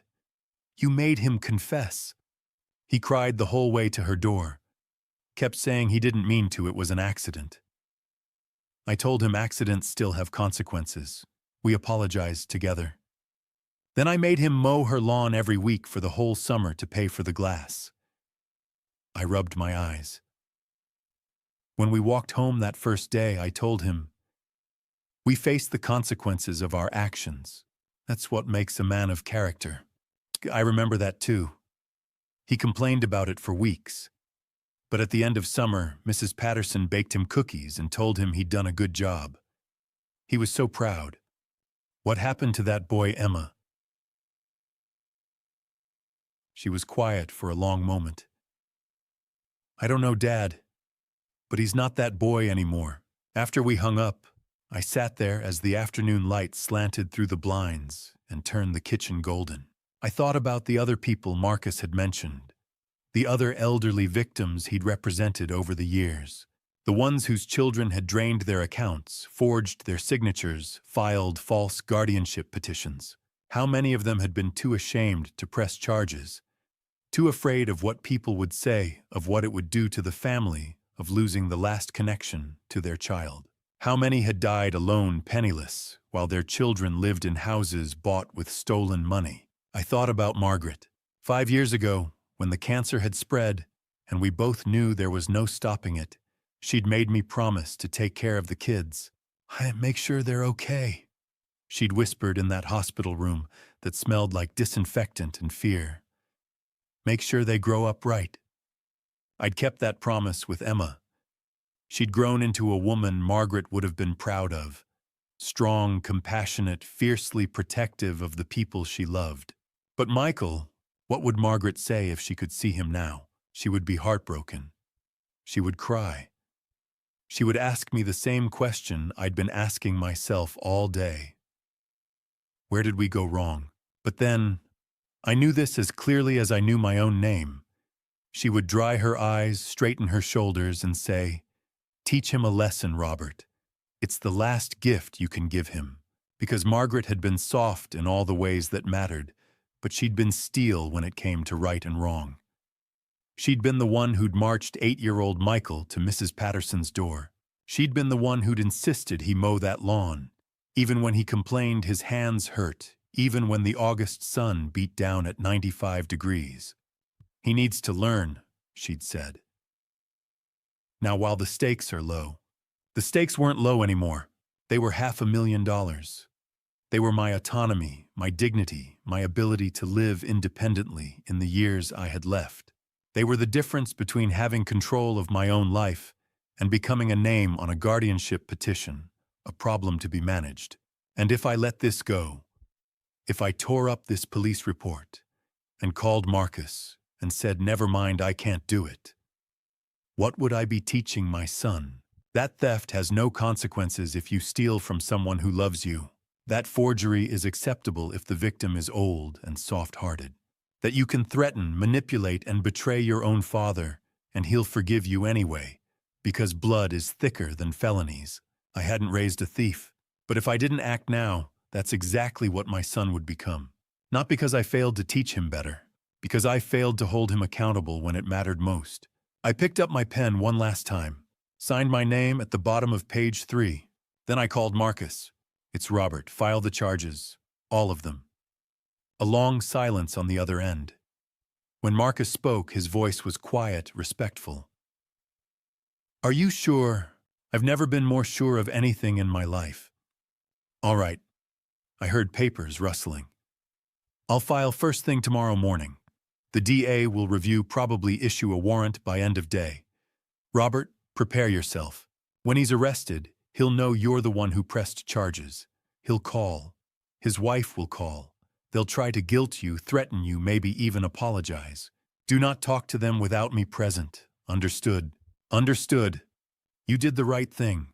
I looked at the signed report. "I hope so." "You did," Marcus said firmly. "Get some rest. Tomorrow's going to be a long day." After I hung up, I sat at the table as the golden light faded to blue, then gray, then dark. I didn't turn on the lights. I just sat there holding the police report in both hands and let myself grieve for the man my son could have been, should have been, wasn't. The call came Wednesday morning while I was making breakfast. Emma's name flashed on the screen. "Dad," her voice was tight. "He just got arrested, At his office, in front of his coworkers. I set down my coffee mug. When, about an hour ago, two detectives walked into the building, read him his rights in the lobby. She's been blowing up my phone, calling everyone in the family. She's telling people you ruined them, that you're a monster, that this is all a horrible misunderstanding. It's not a misunderstanding. I know, Dad. A pause. Are you okay? I looked out the window at the parking lot below. I'm okay. It's going to get worse before it gets better. Just be ready. She was right. By noon, my phone had rung 8 times. Cousins I hadn't spoken to in years. My late wife's sister. An uncle from Margaret's side.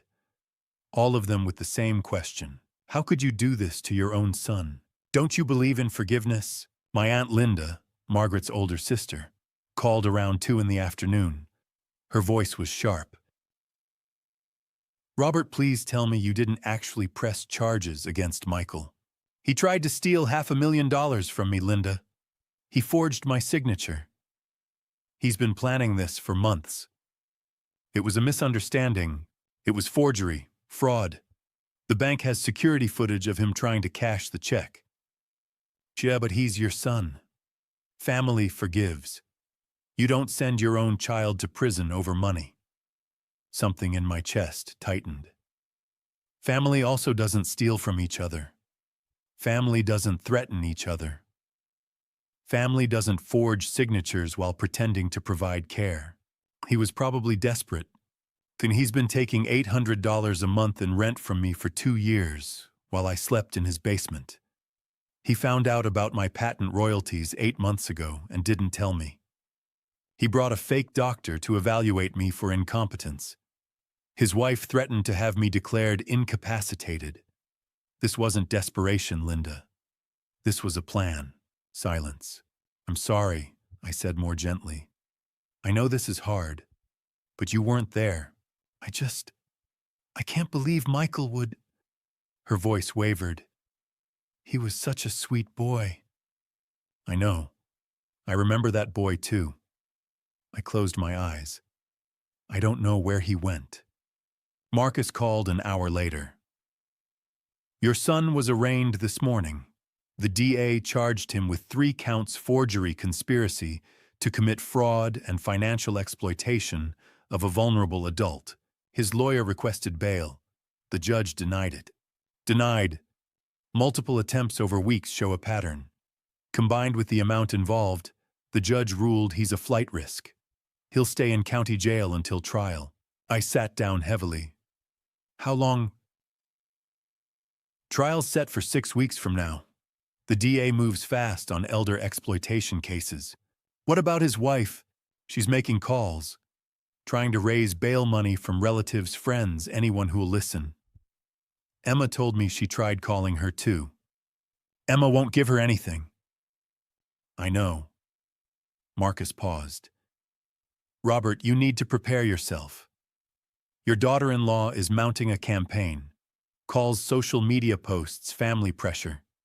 She's painting you as vindictive, cruel. It's going to be loud and ugly. Let her talk. The evidence speaks for itself. Good man. 3 days later, I received a letter. The envelope had the return address of the county detention center. My son's handwriting. The same slanted script he'd used on birthday cards and apparently forged checks. I almost didn't open it, but I did. Dad, please. I'm begging you. I'm so sorry. I didn't want to do it. She pushed me into it. She kept saying we needed to secure our future, that you wouldn't live forever, that this was our chance. I should have said no. I should have stopped her. I didn't. I was weak. But Dad, I'm your son. You raised me. You know me. This isn't who I am. Please don't let them send me to prison. Please drop the charges. I'll pay you back. I'll do anything. Just please give me another chance. I love you, Michael. I read it twice. Then I folded it carefully, put it back in the envelope, and set it in a drawer. I didn't respond. The next 6 weeks passed in a blur. Marcus and I met weekly, reviewing evidence, building the timeline. The fake doctor consultation. The power of attorney ambush recorded on the hidden camera. The bank records showing the blocked wire transfer and the forged check. The security footage from the check cashing store. Everything documented, time-stamped, clear. His lawyer will try to paint you as vindictive, Marcus said during one session. They'll emphasize the family relationship, the lack of actual financial loss since the bank stopped the transactions. They'll argue for leniency, and we'll argue for accountability. Exactly. We focus on facts, the planning, the multiple attempts, the coercion. He tapped the photo of the conservatorship documents. This wasn't a mistake. This was calculated. On the Friday before trial, Marcus called me in for one final prep session. When I arrived, his expression was different. Grim, but with an edge of satisfaction. "We ran a full background check on your daughter-in-law," he said. "Standard procedure for fraud cases, and..." He slid a file across the desk. "She has a prior conviction. 10 years ago, different state, different name. Fraud charges. She ran a similar scheme on her first husband's elderly parents. Convinced them to sign over, power of attorney, drained their accounts, disappeared, before charges were filed. They tracked her down. She pleaded out, served 18 months. I stared at the documents. Police reports, court filings, a mugshot of a woman 10 years younger but unmistakably her. Your son married a professional con artist," Marcus said quietly, "and he either didn't know or didn't care." I thought about the past 2 years. The basement, the coffee, the escalating control, the fake doctor, the forged checks. "Just make sure his lawyer knows," I said. "Make sure my son sees this file. Let him understand exactly who he married, who planned all of this." Marcus nodded. "It'll be in discovery. He'll see it before trial." "Good." I stood to leave, then stopped. "Marcus, when this is over, do you think he'll understand?" Marcus was quiet for a moment. "I don't know, Robert. Some people wake up. Some don't." He met my eyes. "But at least you'll have given him the chance." I nodded and walked out into the cool November afternoon, 2 days away from watching my son stand trial. The courtroom was smaller than I'd imagined. Plain rectangular room, fluorescent lights, beige walls, wooden benches like church pews. My son sat at the defense table in a dark suit I didn't recognize. His hair was shorter, shoulders hunched forward, hands folded. I walked down the center aisle, Marcus beside me, Emma and Tom behind. My son turned slightly. Our eyes met for the first time in 6 weeks. He looked away. The prosecution attorney laid out the case in clean, methodical language. A pattern of escalating criminal behavior targeting a vulnerable elderly man. Forgery, fraud, exploitation. Susan Mitchell took the stand first. She identified the forged check, explained the fraud detection protocols, described the security footage. Then the prosecutor played the video. There he was, standing at a check cashing counter in Decatur, sliding the check across. The timestamp Saturday, 2:47 p.m. The amount $500,000. Someone in the gallery inhaled sharply. Then it was my turn. I walked to the witness stand, placed my hand on the Bible, swore to tell the truth. Marcus asked the questions we'd rehearsed. The timeline. Margaret's death 5 years ago. Moving into my son's basement. Paying $800 monthly rent. Being treated like hired help. The patent. The licensing deal. Easter Sunday. Sarah Williams mentioning my water filtration work. My son's face going pale. The 8-month secret. "Why didn't you tell your family about the money earlier?" Marcus asked. I looked at the jury. I wanted to see if they loved me or just loved my money. I got my answer. Marcus played the hidden camera footage. My daughter-in-law's voice describing how accidents happen to elderly people on stairs. The blocked door. Guardianship threats. My son standing silent, complicit. The defense attorney cross-examined me. Younger than expected, mid-30s, expensive suit, aggressive confidence. Mr. Morrison, didn't you deliberately hide your wealth from your family? See, I lived modestly because I've always lived modestly. I didn't hide anything. I simply didn't announce it. There's a difference between privacy and deception. You could have helped your son financially if he'd asked. He never asked for help. He didn't ask. He tried to take by force. He forged my signature. He attempted to steal $500,000. That's not asking. That's theft. The attorney tried more angles. Wasn't I bitter, vindictive, punishing my son? But Marcus objected to most, and the judge sustained. Then the prosecution presented the evidence I'd been waiting for. Your Honor, we'd like to enter the criminal history of Vanessa Morrison, co-conspirator in this case. The objection, irrelevant and prejudicial. Overruled. It speaks to motive and pattern. I'll allow it. Copies went to the jury, the judge, the defense table. I watched my son's face as he read. Confusion, shock, betrayal. Ms. Vanessa Morrison was convicted 10 years ago in Florida for fraud targeting elderly victims, the prosecutor said. She befriended an elderly couple, obtained power of attorney through coercion, drained their retirement accounts over 6 months. She served 18 months. The pattern is identical to the scheme attempted against Mr. Morrison. My son turned, staring at his wife in the gallery. She looked straight ahead, expressionless. He hadn't known. During recess, my son broke away from his attorney in the hallway, crossed toward me. His voice cracked. I didn't know. I swear I didn't know about her past. She never told me. His lawyer grabbed his arm. Michael, stop. Don't say anything.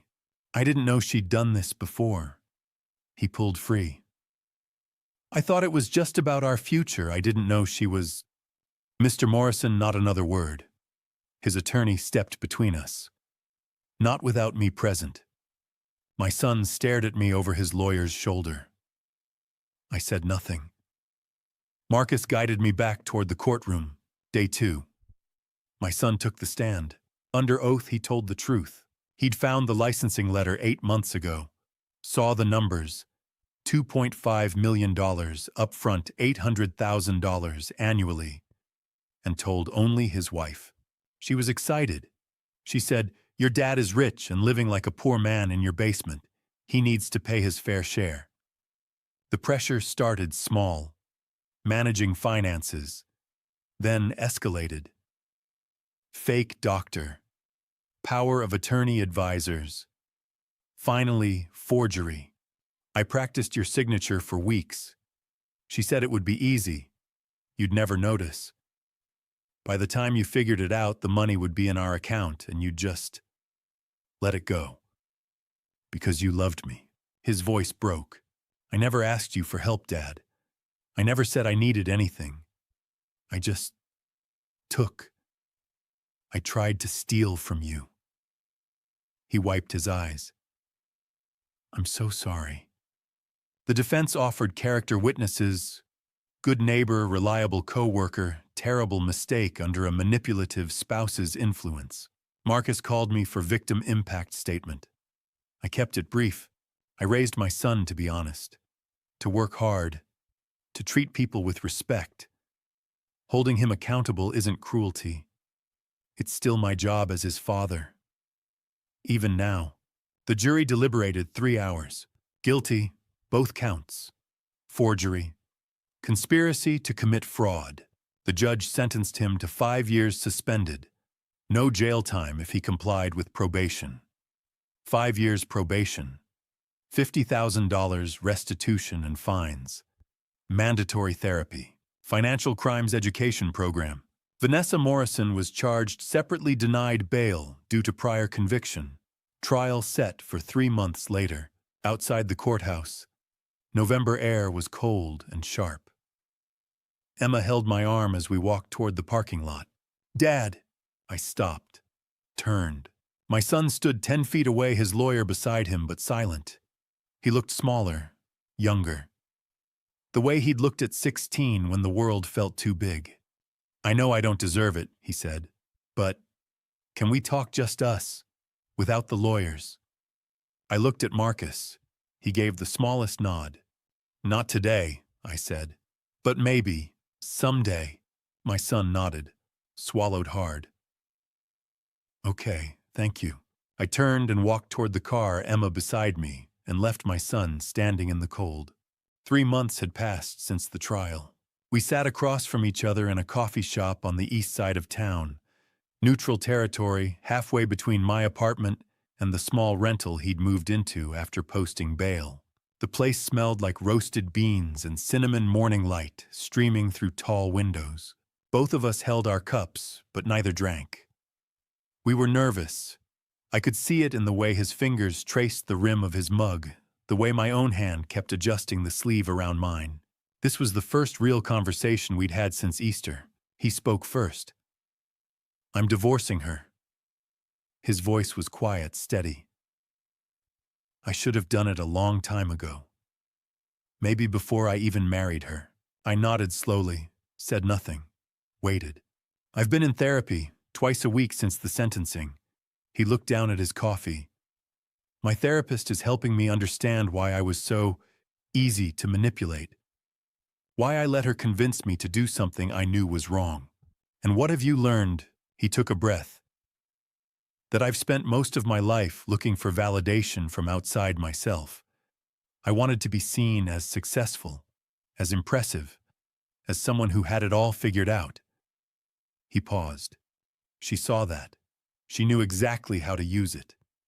She'd tell me I was too soft, that I needed to be tougher, that successful men take what's theirs. And I wanted her approval so badly that I let her reshape who I was. "You're 35 years old," I said quietly. "You weren't a child." "I know." He met my eyes.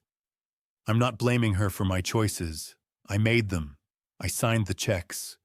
I practiced your signature. I stood there while she threatened you and said nothing." His voice cracked slightly. "I don't deserve your forgiveness, Dad. I know that." I set my coffee down.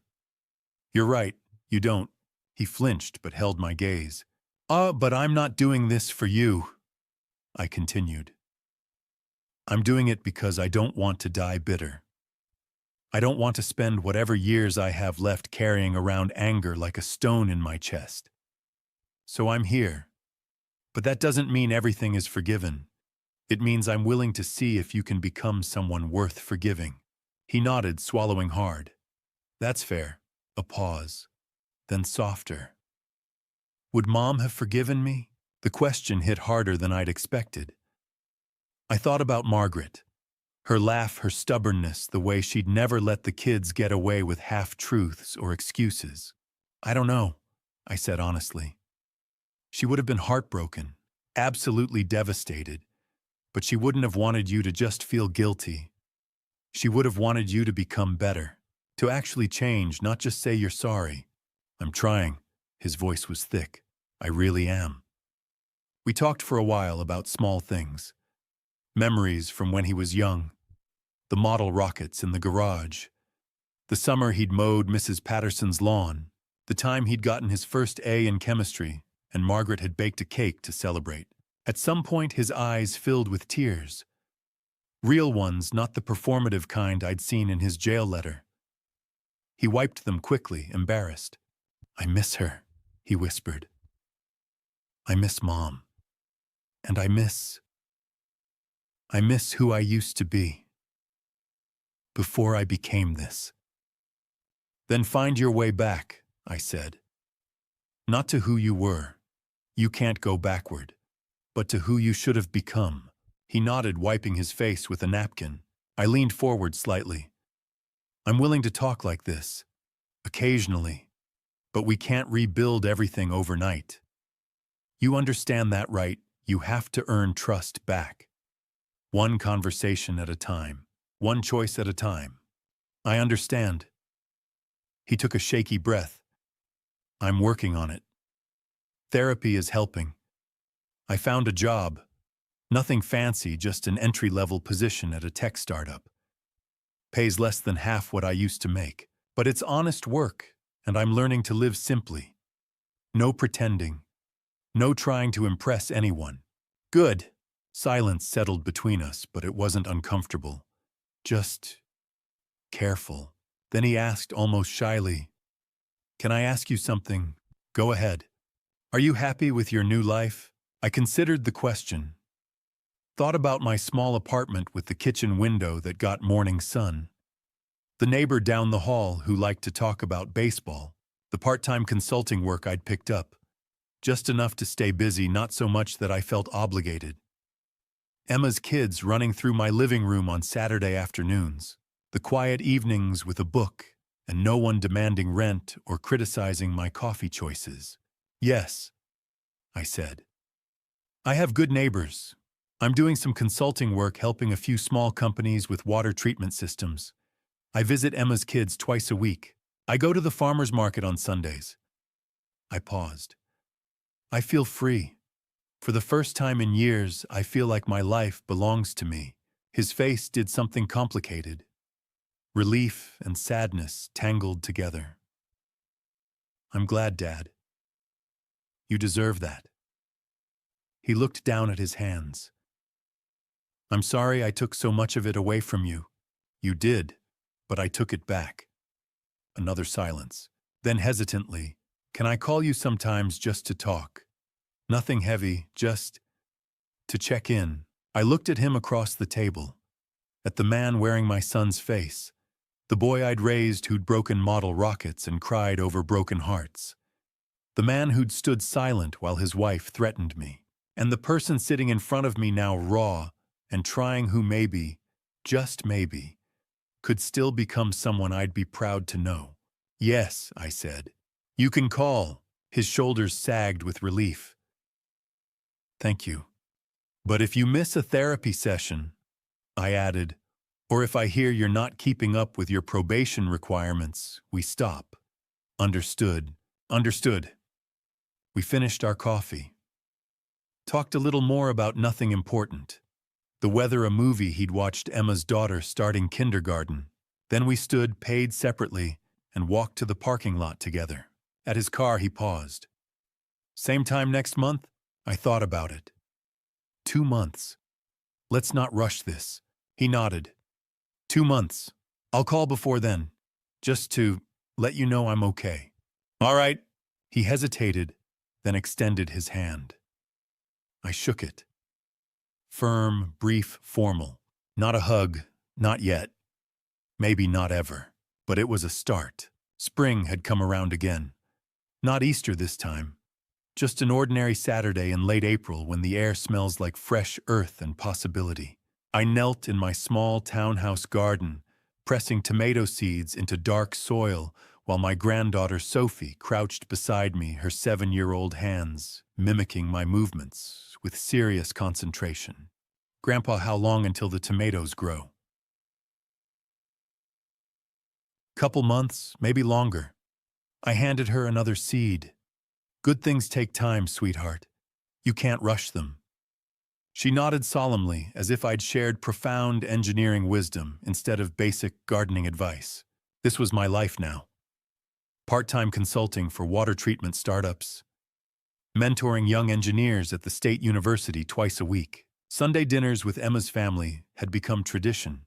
Her cooking, Tom's terrible jokes.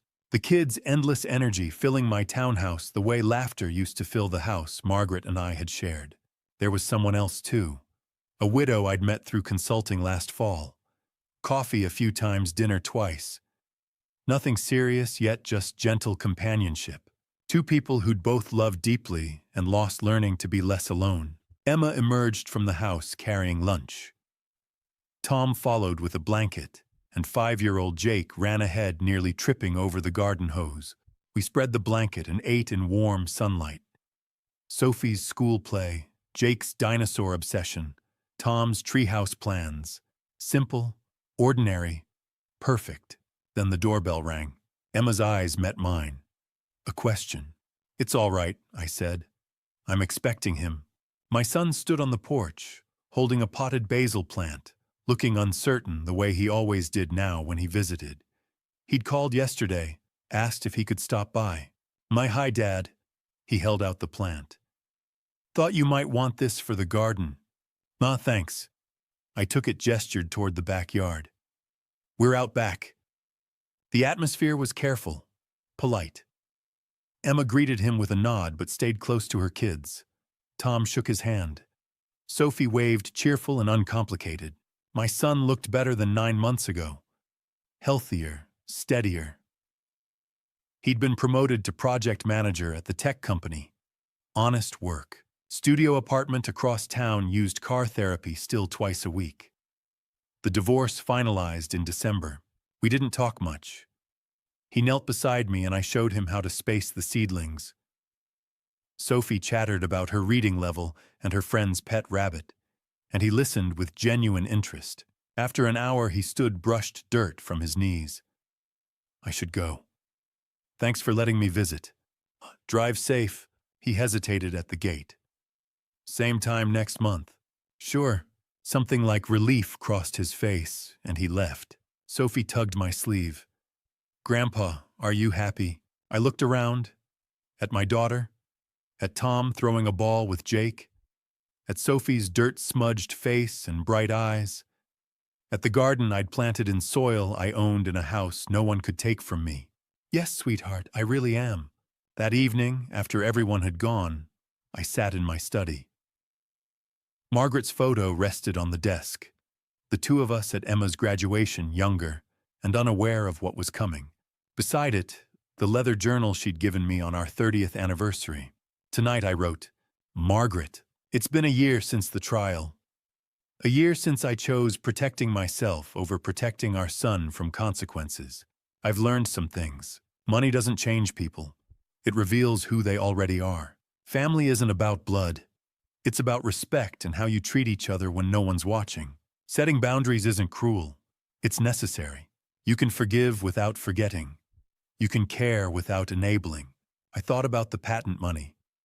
Half had gone to engineering scholarships at the state university in Margaret's name. 5 students each year studying water resource management. The rest funded my retirement and education accounts for Sophie and Jake. My son was rebuilding his life slowly, but my peace no longer depended on his redemption. I'd found community.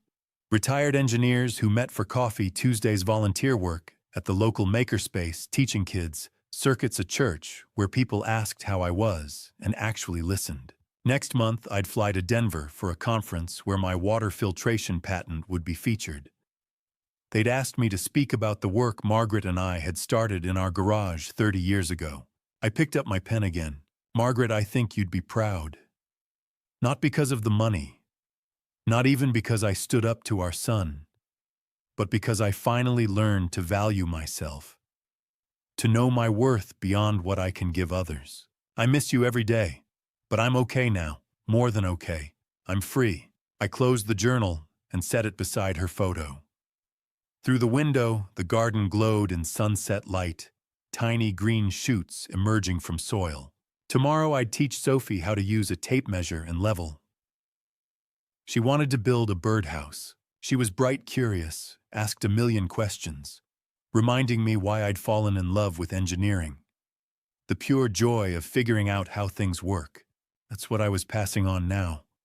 Not money, not property, not some inheritance to be fought over. Knowledge, values, wisdom, the real legacy, the only one that lasts forever. I made tea and sat at the kitchen table looking out at the garden I'd planted in the house I'd chosen, living the life I'd reclaimed. And I was happy, truly, deeply, finally happy. Looking back at this family story, I've learned that silence can be as dangerous as the lies themselves. I stayed quiet too long. In that basement at that Easter table through 8 months of my son's secret. Don't be like me. Don't wait until someone forges your signature to realize your worth. This wasn't just a dad revenge story, though. Some saw it that way. It was about reclaiming dignity. People called it dad revenge, but revenge implies hatred. I didn't hate my son. I loved him enough to hold him accountable. The greatest lesson: boundaries aren't walls. They're bridges to healthier relationships. Money doesn't change people. It reveals who they've always been. Faith helped me through the darkest moments. I believe God doesn't waste pain. He uses it to teach us what we couldn't learn in comfort. Margaret used to say that forgiveness doesn't mean forgetting. It means refusing to let bitterness poison your future. If you're living your own family story, where love feels conditional, where you're invisible unless you're useful, speak up now. Document everything. Find your advocates. Don't let fear of conflict trap you in a basement, literal or metaphorical. This family story taught me that protecting yourself isn't selfish. It's survival. This dad revenge wasn't about punishment. It was about protection. Mine and ultimately my son's chance to become better. If this story resonated, please like, subscribe, and share your thoughts below. Final note: this content contains dramatized storytelling elements for educational purposes. Some details are fictionalized, but the lessons and messages are entirely valuable. If this style doesn't suit you, that's okay. Please seek content more aligned with your needs.